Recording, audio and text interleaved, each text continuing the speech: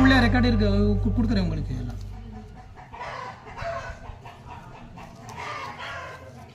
நீங்க தான் கூட பணம் கொடுக்குற ஆள் பார்த்துட்டு வாங்கணும், சரியா?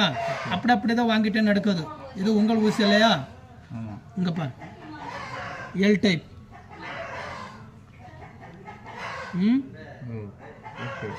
நீ கொண்டு வந்த ஊசி எல் டைப்பில் நடக்கும். கெமிக்கல் எல்லாம் கீழே போகணும், அதுக்கு மேலே எடுத்துருக்கேன். இங்கே கிட்ட போயினா இங்காகும்.